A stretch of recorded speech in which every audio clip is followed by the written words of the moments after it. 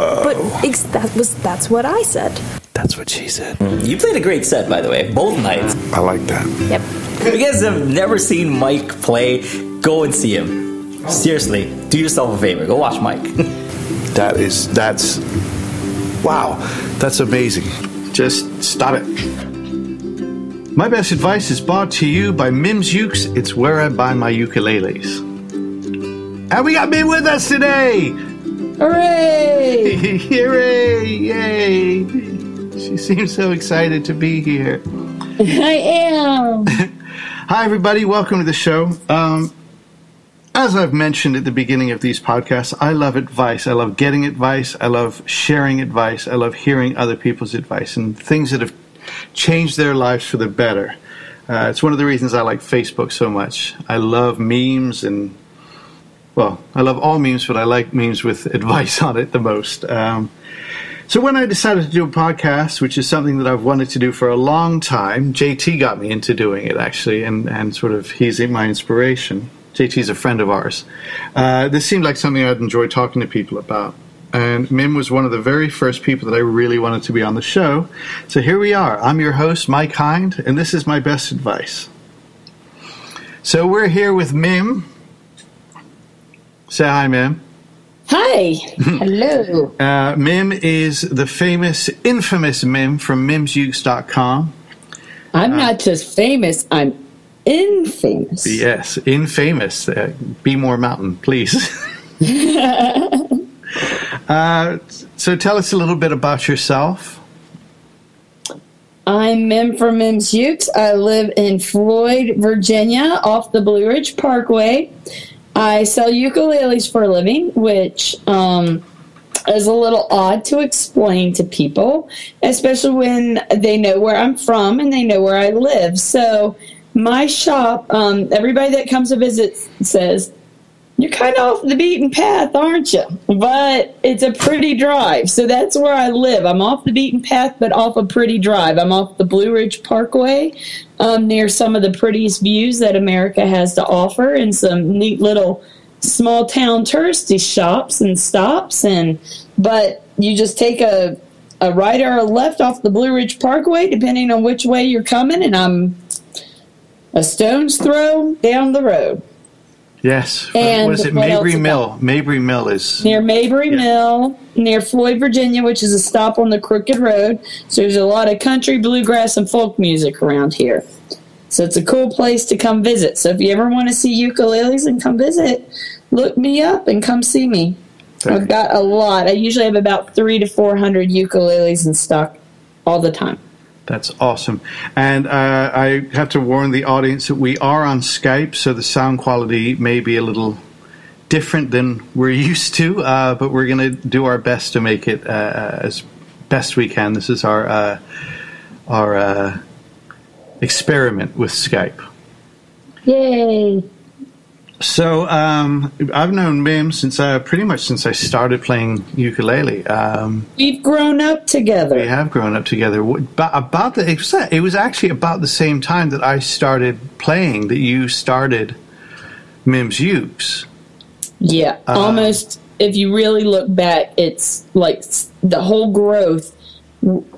Though we are in two different spheres of the ukulele world, we've sort of grown together. It's kind of first fun. Sort of, well, I mean, I bought my first ukulele at a local music store, and then I bought a couple of crappier ones because I got UAS very, very early. And then I saw Mim was selling Ellie ukes, which were solid body, and I really liked the look of them. And so that's when I got in touch with you. And that was very early on. Wasn't it? Really early. It was like in September or something, and I had started dealing ukuleles March 4th, I believe, of that year. And it's been, 6 years? I think, 5.5 years now. Something like that, yeah. So we're a little over our 5-year anniversary. I know, and we're going to have to celebrate at T-Bug next week. Yes. Tampa Bay Ukulele. Shout out! Shout out, and JT! And the aforementioned JT will be there, and a bunch of other amazing, amazing people. we will be doing. Remind me to do the shout out to all the amazing people that did awesome things this week. So we are here to talk about advice. So before we get to it, I want you to set the scene. Tell us who you were when you got the advice, who told it to you, who that person is, where you were both as a person and in the world, what you were doing. Sort of set the scene for us. Once upon a time when we first met, because this does involve you. Uh-oh. I'd only been dealing since March, and honestly, it came up as part of my ice cream shop. And so I had this ice cream shop that, honestly, we opened up to, like, really great reviews. People were coming by. I was like, yes, I'm going to be able to support my family with this ice cream shop. Then November hit. And it got cold. It got really, really cold, and nobody wanted to buy ice cream. And so I was sitting by myself in my little shop, just kind of not knowing what I'm going to do through the winter. And I bought this little ukulele. Well, this really does all add up, because it is my uke journey, but it led to this advice. And I play guitar, so I picked up on the ukulele really quick and got very involved in Ukulele Underground, which is where I met Mike Hind, also known as Uncle Elvis, also known to me as E. So so I'm on Ukulele Underground, and somebody said something about the forum, the marketplace forum, where you could buy used ukuleles, and I go in there and I see this solid body electric ukulele called an Eliute. And I could not afford it then. I mean, could not afford it. It was the most ridiculous purchase of my life, really, when it came down to it. But I could not sleep. I was so bothered that I had to buy this Eliute, like, now. I had to buy it yesterday. I just had this feeling like I needed this ukulele in my life, which makes no sense. I mean, absolutely no sense. I couldn't afford it. It was just not something I needed right now. Who really needs a solid body electric ukulele as one of their first ukes? I do recommend them for part of your collection, but so I buy this, and I go on Ukulele Underground and do what they call a new uke day post. Oh, look at me. Look, this is the new uke I bought. I'm so happy. I'm so excited about it. I took these really cool pictures of it in my ice cream shop, and I posted it. Well, the Eliute people had just joined Ukulele Underground, and they contact me, and they say, we think it would be really, really super funny to have a ukulele and ice cream shop. Like, that's just, we're, quirky, you're quirky, this may be a really good match. And I'm like, you do realize, I'm an ice cream shop. You don't know, Anyway, long story short, I start offering. Too late. I know, shut up. Why'd you go to the hurtful place, E? So we go, this all pertains, okay? I'm waiting. So, be nice. So I offer literally 6 Eliutes and 6 Ohanas because they were a distributor for Ohana. And I was like, okay, so this will just look really good on my shop wall, and if people want to buy them, they can. And then they tell me, well, are you going to NAMM? And I'm like, oh, I don't know, maybe. And I really didn't know what it was. And then I realized it was the Music Merchant Trade Show.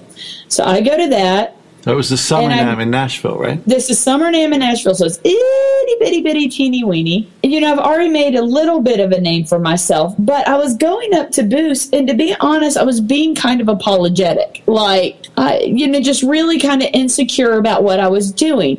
I think a lot of it comes down to, and I've always heard people talk about this, and I'm like, I'm a woman, and I've sort of like grown up learning to be apologetic and to kind of not own my stuff, to be like, feel a little bit apologetic for any of my success. And so I wasn't owning like what I had become so far. So time passes, and I meet this guy named Mike Hind.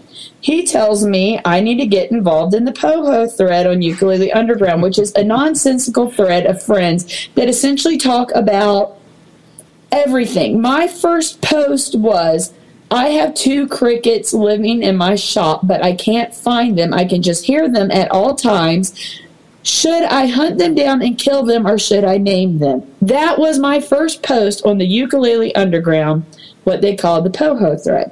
Now, let's just explain it. It basically, I believe that the thread was started because you get certain perks the more posts you have. Yeah. And I think there were some other people that were, trying to have the biggest post count. So this thread was started to increase people's post count, and thus they became known as post whores, which we shortened to POHOs.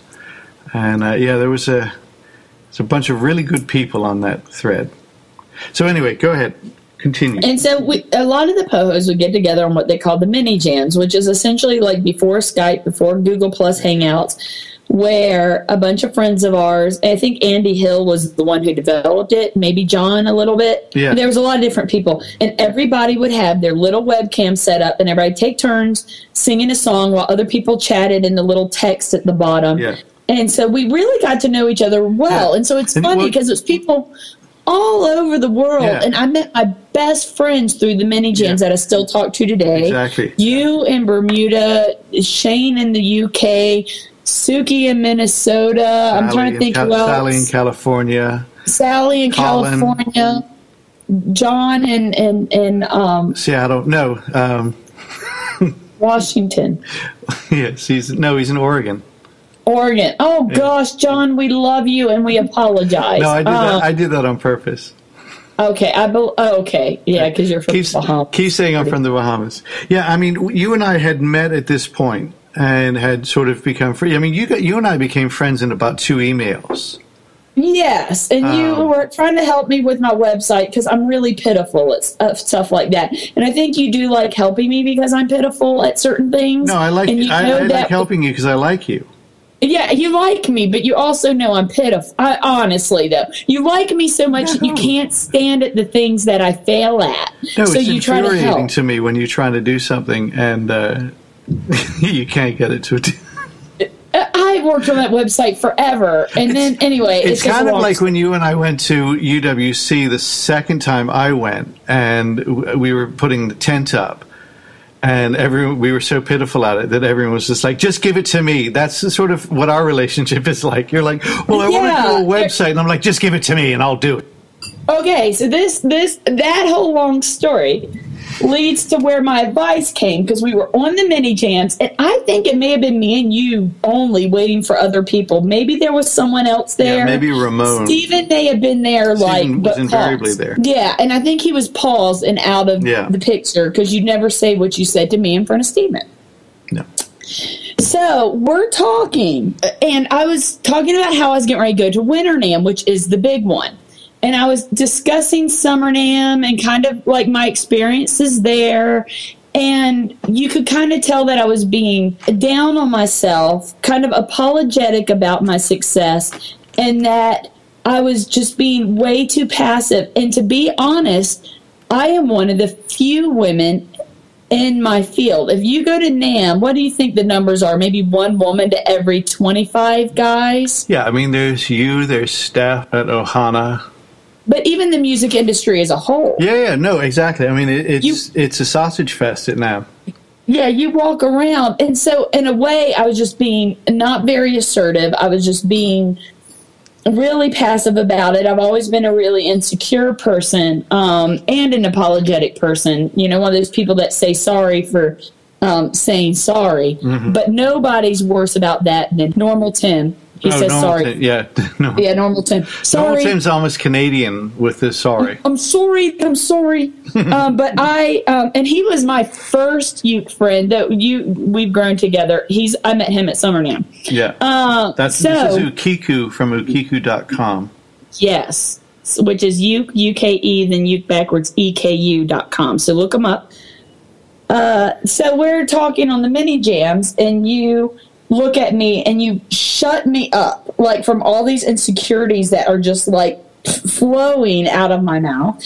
And you gave me probably my best piece of advice, and you said it in your nice, proper, Mim, darling, I need to give you a bit of advice. And I know you are not a crass person, but if I don't say this crass, it's not going to come through to you. So please forgive my language, but my advice to you is you need to walk up to every booth with the mindset that my, fill in the blank, penis is bigger than yours. He did not use that word, but he basically. But I'm not. I don't want to. I don't want to put the explicit on this. So I use. The PG version of what he told me is I need to walk up to every booth with the attitude that my male member was bigger than theirs. Yes, and that have a big one. Yes, but you expounded upon it even more. You were like, you lay it out there. You tell them, look at it. Look at it. It is bigger than yours. And mine is big. I'm sure I didn't do. I'm sure I probably did. Yes, you did. You know very well you did. Look at it. It's bigger. Okay. Best piece of advice professionally, hands down, that I have ever got. Hands down. Because since then, dang it, even if I don't feel that way, and sometimes I'll still go back to passive mode. Me and you know a certain company that for some reason when I deal with them, they break me. And so I won't deal with them anymore. So the advice that was given to you, now that you've embarrassed me, was because Mim and I had chatted before this about the advice that she was given, and it was very good advice. And you can give your side of the story. No, that's exactly it. I mean, you relate it pretty much exactly how it happened.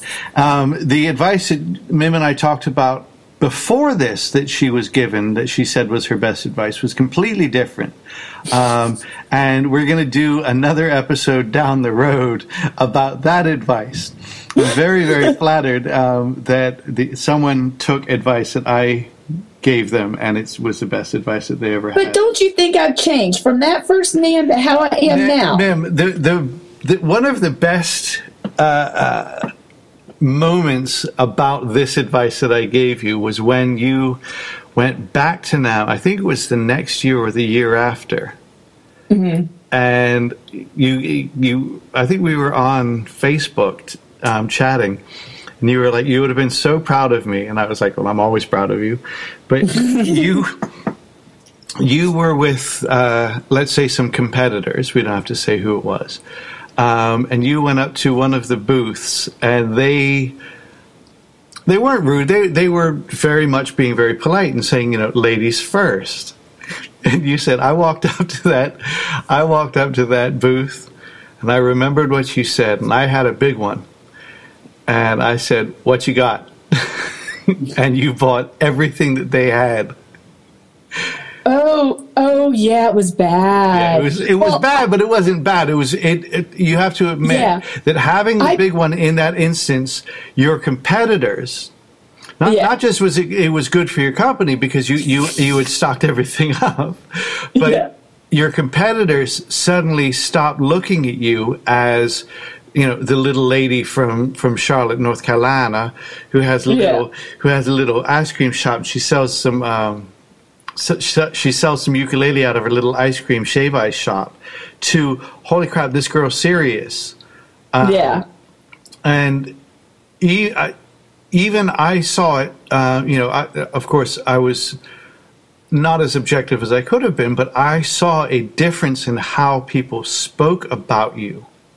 Yeah. Not just them, not just your competitors there, but various other people speaking about you. There was a change, and you were taken much, much more seriously.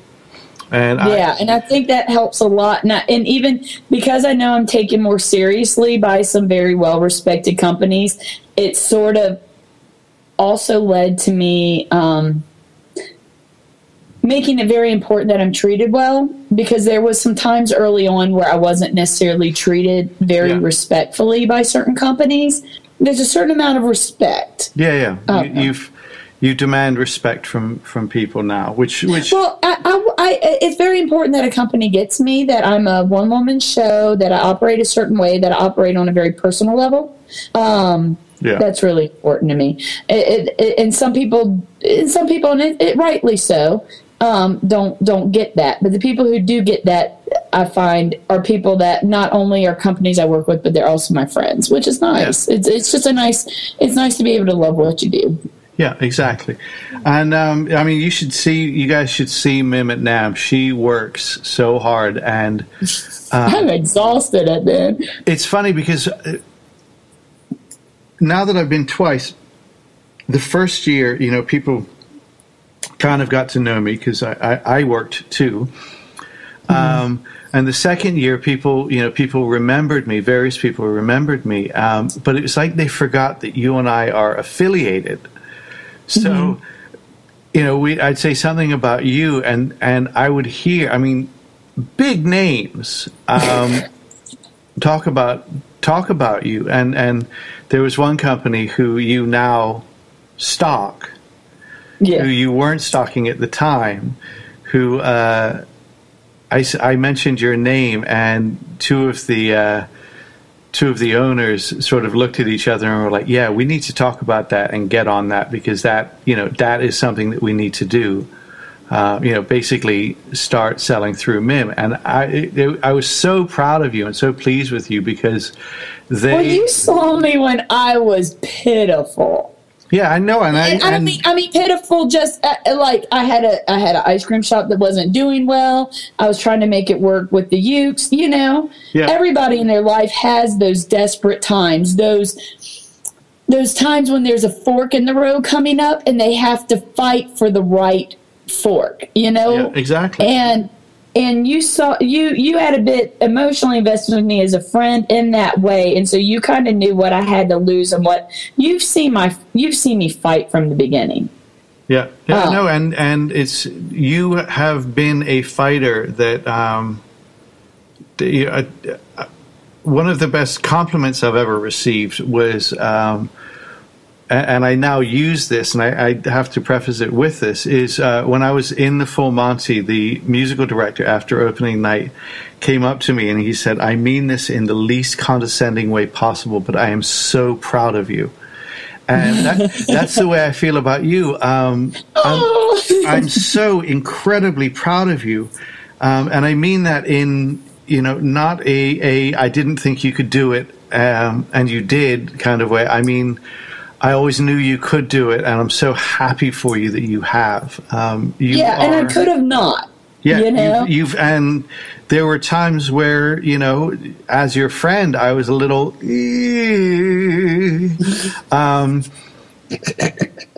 but I will tell you, there was times when I knew you were. But your choice to close the shop, I think, was one of your best choices. But the hardest. Oh my God, so hard. And that was, you and I were every night talking you down off the ledge. And I think nice. The advice, it was the best decision, but I had to take that leap of faith that, oh my gosh, will this support my family? And the thing is, I've got a very large family. I've got 7 kids and a husband. It's just, and a pig. It's a lot of lives and the people I love the most relying on just me. Yeah. And sometimes the pressure even still now is really hard for me. But at least I'm doing what I love to do, and I'm very blessed in that way. Yeah, exactly. Yeah. So, that I'm so happy that was your I'm so flattered that was your advice. So what should we? It's late for the mid roll, but I've got to do. Do your mid roll. I've got to stick in a mid roll. I guess we should do T-Bug. Do T-Bug. T-Bug is a Tampa Bay ukulele getaway, which I will be attending, as will Mim. Mim will be a vendor there. I am just I'm doing setups. Oh, yes, you are doing setups. And I'm only bringing Ukes people requests, so please check out my website and let me know what you want me to bring. There you go. So, and that's mimsukes.com, and your email, should you wish to email Mim, is mim at mimsukes.com. I'm Mim on the uke at AOL.com because I'm one of the losers that still use AOL. I love that you still use AOL. You've got mail. So the Tampa Bay Ukulele Getaway is in Tampa week after next, isn't it? It's next week. Yeah. Is it next week? It is freaking next week. Oh, Lord. It's next week, and I will be there. I'm just an attendee, but I have agreed to MC the big night, which is an amazing honor for me. We've got people like Manitoba Howe playing there. We've got Daniel Ate the Sandwich, Stu Fuchs. Oh, this one guy, he's my second favorite Hawaiian. Aldrine Guerrero. Aldrine, who you guys heard last week on the podcast. He's one of the big shots at Ukulele Underground and one of my good friends now. And he is going to play on my next album. He's always been my good friend. Yes, I know. You want to know something about Aldrine, though? No. Just from my perspective? Are you done with your... All right, when you're done with the mid-roll, I'll add it. It sort of relates. Yes, and Aldrine will be there. And this year is sold out, but pay attention because next year is going to be even more epic. I don't even think I'm going to be emceeing next year. I'm just going to T-Bug next year. I've just decided. So, yeah, so that's the really bad ad for T-Bug that I just did. Something else about T-Bug is they do a really neat, innovative program in the area where they have all their local libraries are outfitted with ukuleles now. And where do the ukuleles come from? They can check. I'm going to get there. They can check it out and check it out from the library, just like you would a book. It comes with a book and a tuner, and then they can get the ukulele bug and then get a uke themselves. But then they also offer library classes where they have a group of ukuleles that they bring in. This lady from Floyd, Virginia, Mim from Mims Uke, set up all those Bugs Gear ukuleles for them. That's amazing. So that might be where those ukuleles come from. But it's just, I'm really glad that I got to be involved because sometimes in my work, it's quite, repetitive in a good way. I get to meet a lot of really neat, cool people. But what I'm really passionate about is when I get to be involved in programs that are innovative and programs that are doing great things for the community or for schools. And when they asked me to be involved in this program, it was such a privilege for me because it is so well run. It is so well put together. It is so innovative. And from what I've heard from them, it is so successful. So I'm very grateful to have been a part of that. It's really a very well-run ukulele festival that comes from a ukulele group that is just amazingly well-run in the Tampa area. So if you're in Florida and can make any of their events, I really would recommend you do so. It's a very great group of people. And if you play ukulele and you are in Florida, go up and the Tampa Bay Ukulele Society, and that's the ones who are doing the library. It's the group, and they do T-Bug every year, Tampa Bay Ukulele Getaway. So and they do raise money for other charities as well, and it is a very, very good cause. So go out and support them. So tell us one last thing about Aldrine before we round out the show. Oh, my Aldrine. It's not really a story as much as I met Aldrine at NAMM, and I mean, I knew he was a big deal and stuff, but I sort of met him on like more of a professional friendship way. It was funny because I had never heard him actually play a live show, like ever, until 3 years later where he did a set at NAMM. And I'm sitting there on the couch and I'm watching him and I'm having that, oh my gosh, dang, he's good. And I leaned over to our friend Nick and I was like, Nick, my friend Aldrine Guerrero is a really good ukulele player. I just thought it was funny because I feel like most of the time, sometimes people who are in the spotlight, the friendship goes backwards. You want to get to know them because of their fame, and you already know that they're this excellent, amazing player, and Aldrine's very approachable and things like that. But for me, it was sort of the opposite. It was more like running into him at booths, and then going out to the whole group of uke players would go out for dinner at night and stuff. And so that's kind of how me knowing the Grassy Knolls Jam, me knowing Aldrine like grew. And then I almost was a little bit ashamed when I saw him perform to not realize that he was like amazing. like really amazing. So it was just kind of a funny situation. The thing that I found out about Aldrine when we were in Portsmouth is he was just as sort of awestruck by you. He doesn't think he's anybody. He doesn't realize, I don't think, how highly we think of him. And I love Aaron from UU too. That's why I joke that Aldrine's my favorite, my second favorite Hawaiian, because I always say that Aaron's my first favorite. Aaron's an amazing person. But me and Aaron talk business. As is Kahai, as is Ryan. We love the boys at Ukulele Underground. I love Kahai. Oh my gosh. They bought some of my favorite people in the world together with me, and I will be eternally grateful to them.